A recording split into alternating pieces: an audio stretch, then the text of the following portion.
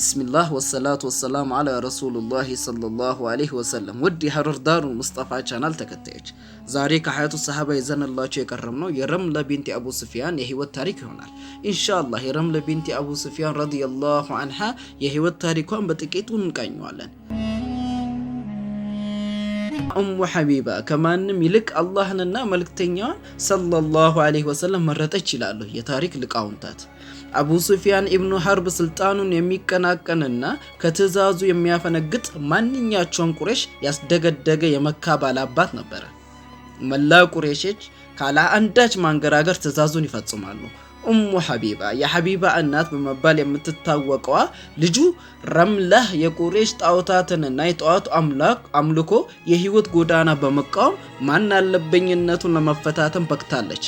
ረምላ ኡበይዱላህ ኢብኑ ጃሽ ይባል ከነበረ ባልተቤቷ ጋር እምነቷን በአላህ ላይ ብቻ በማድረግ የመልእክተኛ የሙሐመድ ኢብኑ አብዱላህ መለኮታዊ አስተምሮ ተቀበለች። ሴት ልጁ እስላም በመቀበሏ እጅግ የተበሳጨው ጣዖት አምላኪው አቡ ሱፊያን ከነበኋላ ወደ አያቶቻቸው እምነት ለመመለስ ብዙ የኃይል ጥረት አደረገ። ግን በረምላህ ልብ ውስጥ ሰርጾ የገባው የኢማን ብርሃን አቡ ሱፊያን በሚያራግበው የተንኮል ንፋስ ሊጠፋ አልቻለም። ልጁ ከጊዜ ወደ ጊዜ በኢማን ላይ በመጽናቷ አቡ ሱፊያን የበለጠ እያስጨነቀው መጣ። ነብዩ መሐመድ ሰለላሁ ዐለይሂ ወሰለም ከመከተል ሌላ ያያት ምንም ኃይል እንዳሌለውም ተረዳ።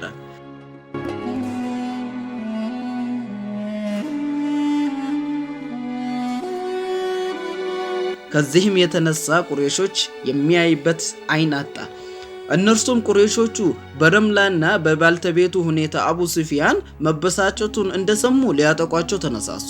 በመካ መኖር እስኪሳናቸው ድረስም ከፍተኛ በደል አደረሱባቸው። አብዛኛው የነብዩ ሰለላሁ ዐለይሂ ወሰለም ጥሪ የተቀበሉ ቀደምት ሙስሊሞች ከቁረይሽ ነገድ አባላት በሚፈጽሙባቸው በደል ምክንያት በመካ መኖር አልቻሉም። በመሆኑም ነብያችን ሰለላሁ ዐለይሂ ወሰለም ተልኳቸውን በጀመሩ በአምስተኛው ዓመት ሙስሊሞች ወደ ሐበሻ እንዲሰደዱ ፍቃድ ሰጧቸው። ረምላህ ባልተቤቷና ትንሿ ልጇ ሐቢባ ከስደተኞቹ ጋር ተደባለቁ። አቡ ሱፊያንን እና ሌሎች የቁረይሽ መሪዎች ሙስሊሞች ከጥቃታቸው አምልጠው ንጉስ ነጃሺ በሚያስተዳድረው የሐበሻ ሀገር የእምነት ነፃነት ተሰጥቷቸው በሰላም መኖራቸው በዝምታ የማይታለፍ ፈተና ሆነባቸው። በመሆኑም ወንጀለኞች ብለው የጠሯቸው የስደተኞች እጃቸውን አሳልፈው ለነሱ እንዲሰጧቸው ለንጉሱ መልእክተኛ ሰደዱ። መልእክተኞቹም ንጉሱ ስለ ስደተኞቹ መጥፎ አመለካከት እንዲኖረው ለማድረግ ብዙ ጣሩ።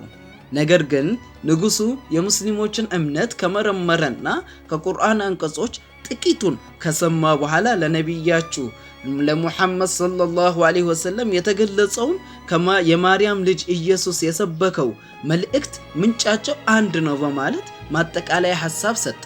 በተጨማሪ ንጉሱ በአንድ አምላክ ማመኑን እና የነብዩ ሙሐመድ ሰለላሁ ዐለይሂ ወሰለም መልእክተኛነቱን መቀበሉን ይፋ አደረገ።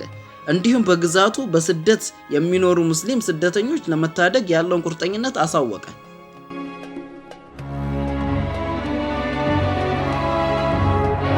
መከራን የቻለ አሸናፊ ነው እንዲሉ ኡሙ ሐቢብ ከብዙ ፈተና በኋላ ሰላምና መረጋጋት ይገጥመኛል ብላ ገምታ ነበር። በስደት ሀገር ያገኘችው ነፃነት ኑሮም ይደበዝዛል የሚል ጥርጣሬ በቀልቧ አልነበረም።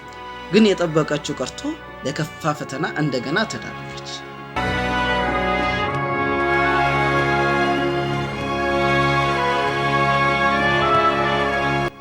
እና የዛሬ የኡሙ ሐቢብ ረዲየላሁ ዐንሃ የህይወት ታሪክ ኢንሻአላህ በቀጣይም የሚቀጥል ይሆናል።